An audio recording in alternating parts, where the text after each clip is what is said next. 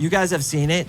You get these complete assholes who look like absolute scum living in their mom's basement. They completely use her. They even cheat on her. And for some reason, these chicks stick around because essentially you want to be a good dude, but every time you are a good dude and you treat a woman well, she blows you out. Everybody wants a challenge that when you have a guy that comes along who truly doesn't give a fuck, she chases that dude. So the real question is, can you be a good person and still attract and keep a high quality girl? So the way to make a high quality girl fall in love with you and stay with you. Welcome to the Unapologetic Man Podcast, the only podcast that's all about self-improvement, confidence, success, women, and being a man without making any apologies for it.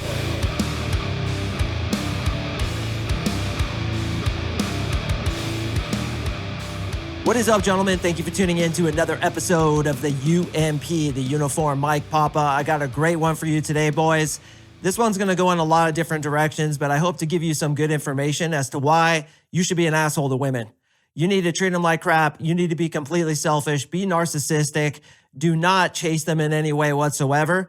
Be a complete dick and you'll get the girl. I mean, it works, right? You guys have seen it. You get these complete assholes who look like absolute scum living in their mom's basement, pulling these absolute baddies. And these guys are just jackasses, man.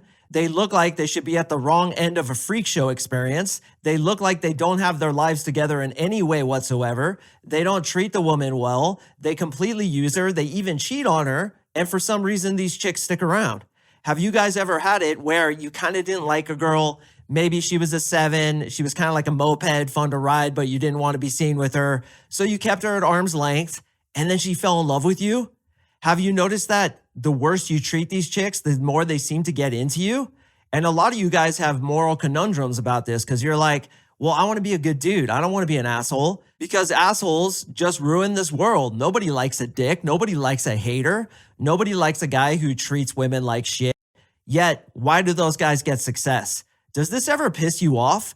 Does it piss in your river, launch a 50-foot rope of diarrhea into your morning coffee? Because essentially you want to be a good dude, but every time you are a good dude and you treat a woman well, she blows you out. Why the fuck is this the case? Well, I'm going to explain that to you guys. And obviously, you know, I'm just kidding. We don't want to be assholes to women. We are good dudes. And what I like a lot about guys who listen to my podcast, the most of them, is that you are good guys. You do have good intentions. So the real question is, can you be a good person and still attract and keep a high quality girl? You guys know what I'm going to say. The answer to that is unequivocally yes. So what we're going to do is we're going to learn why jerks get girls in the first place, and we're going to steal their secrets, yet still be a good dude in the first place. That was such a hard sentence to say. I actually recorded that 3 different times, but my editing team is so gangster. They made it seem seamless for you, but I'm not always perfect in this podcast. I make a lot of mistakes. And what's funny to me is I've been reviewing my Spotify, iTunes, and Instagram comments lately. I've actually been replying to Spotify comments. So if you leave a comment on there, that is me replying back to you, usually thanking the cool people. But inevitably, boys, you get a lot of haters. And as we're talking about jerks, I want to talk about the jerks on the internet forums, the jerks who are hiding behind their keyboards, the people whose lives basically suck, and they attack people like me and you because we're winners. Here's the way to tell the leader. It's the guy with the most arrows in his back. So if you get haters, it's because you're succeeding. And as I always say, if they're trying to bring you down, it's probably because you're doing something right. So I get all these haters who comment negatively on my podcast or on my Instagram forum. Usually it's about 90% good stuff and then about 10% bad stuff. Well, here's the truth about haters.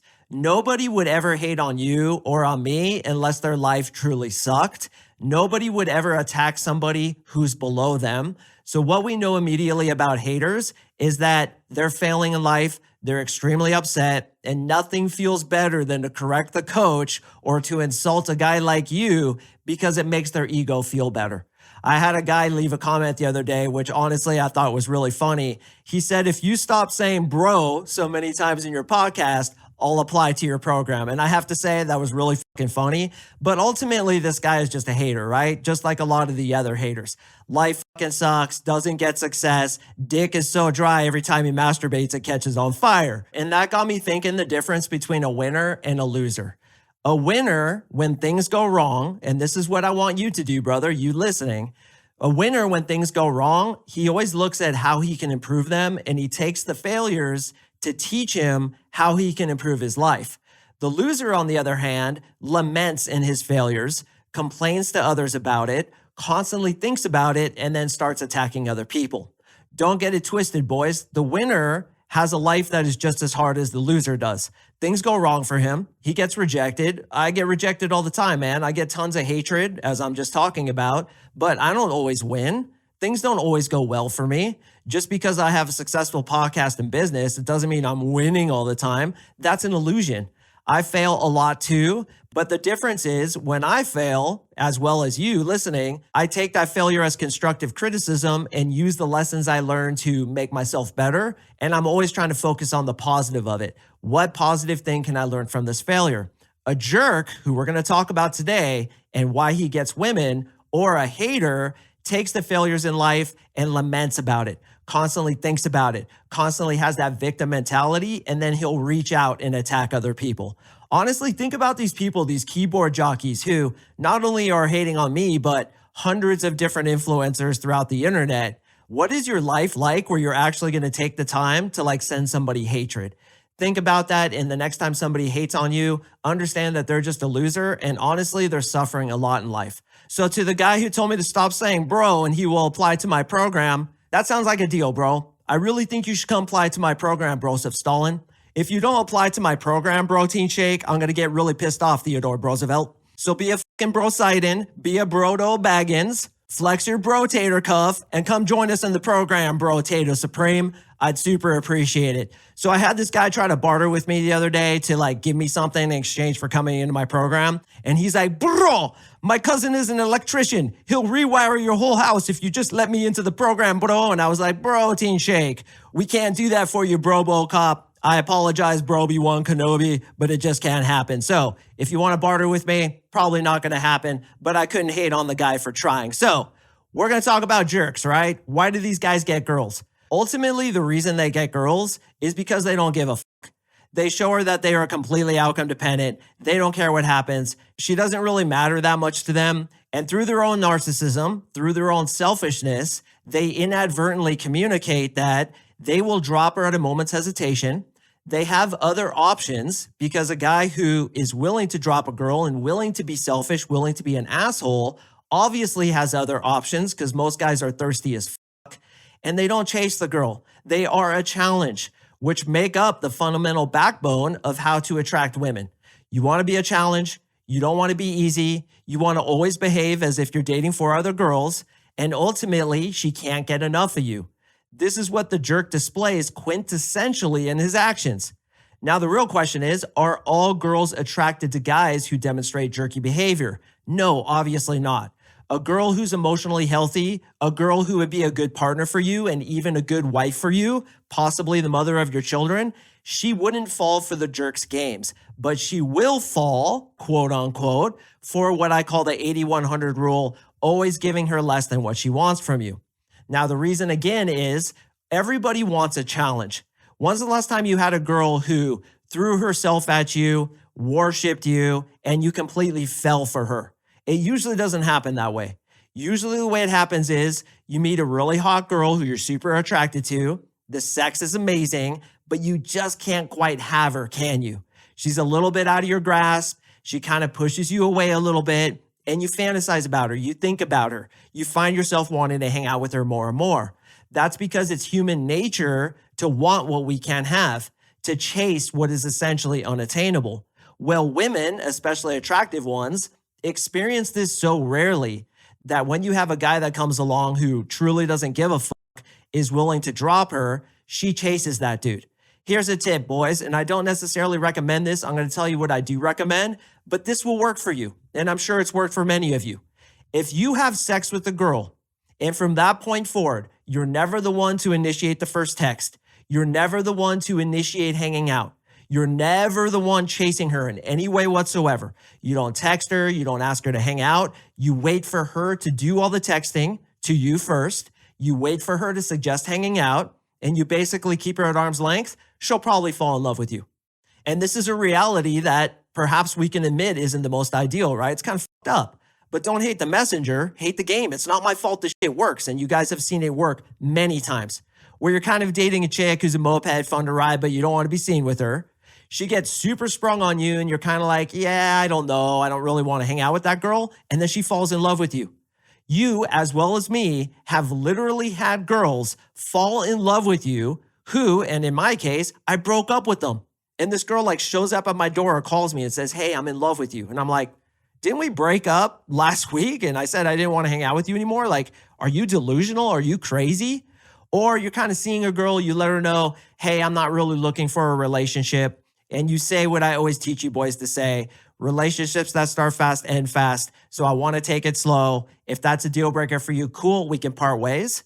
When you have that mentality, the mentality of a quote unquote jerk, girls get super fucking attracted to that. You're a challenge. You have options. You're not needy. I gave some names to my haters on Instagram as well as Spotify. We got the hater Palm Pilot Pete, who masturbates so much, he's about to go for a world record. We got Wank Master Wayne, the same dude who said, if you stop saying bro, I will apply to your program. What's up, Wank Master Wayne? We got Lubin Larry, and we got Low Value Lloyd.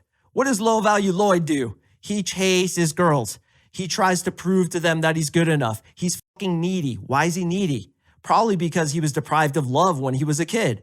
His mom or his dad didn't give him enough love, or at some point in his life, he felt unworthy. Therefore, he's chasing a girl to try to validate him, showing her that he's not internally motivated, he's externally motivated and validated, needing her validation to say that he's enough.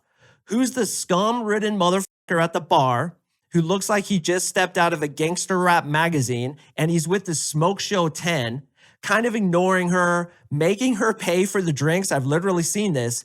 Who's that guy?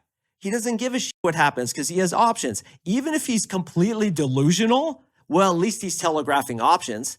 This is why I teach you guys the golden rule. What's the golden rule? For those of you who've been listening for a long time, you literally pretend you have a bracelet on your wrist that says, what would I do if I were dating 4 girls? If I were dating 4 girls, would I give a shit if this girl didn't show up with me to the nightclub? No, I'd get my scummy ass pants on with my scummy ass ball cap on and some shirt ridden with BO and go to the nightclub and talk to girls like I don't give a what happens. And they would get attracted to me. Then through my selfishness, my narcissism, my complete and utter disregard for anybody else's feelings, they'd get attracted to me and possibly fall in love with me. On the other hand, you get these haters on Spotify and Instagram who have had so little success, they have to spew hatred at influencers like myself. You got Palm Pilot Pete, whose dick is so dry when he jerks off, it's like he's trying to start a campfire. His dick is so dry when he pees, the only thing that comes out is sand.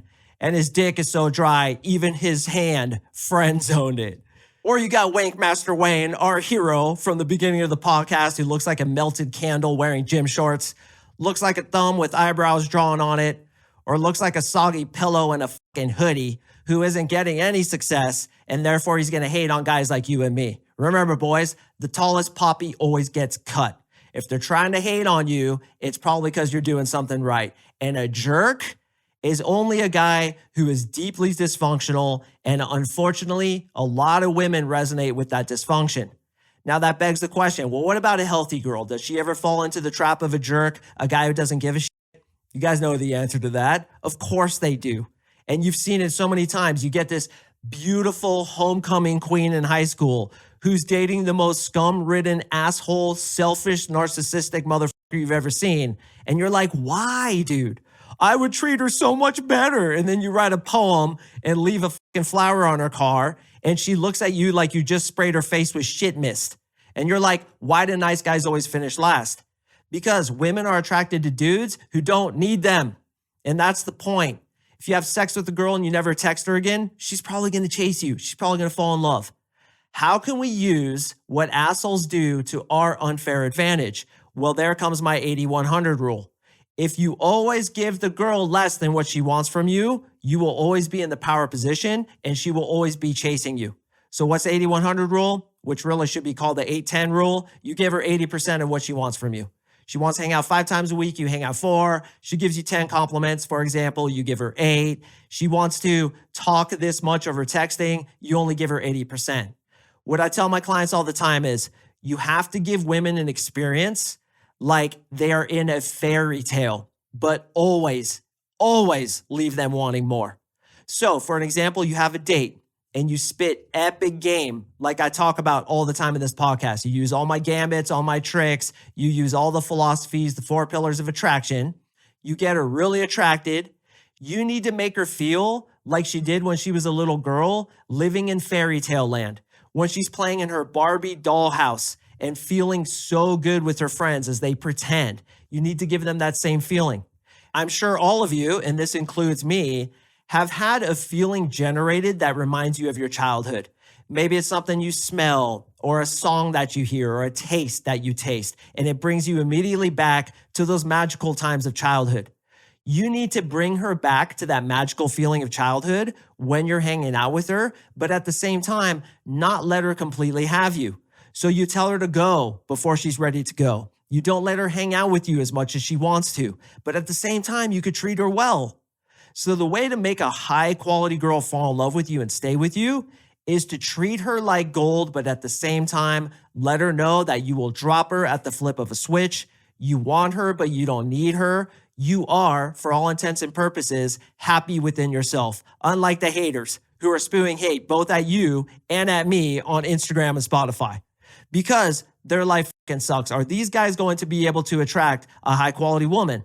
Well, perhaps in the beginning, but eventually, once a high quality woman is with the jerk, she may initially get attracted.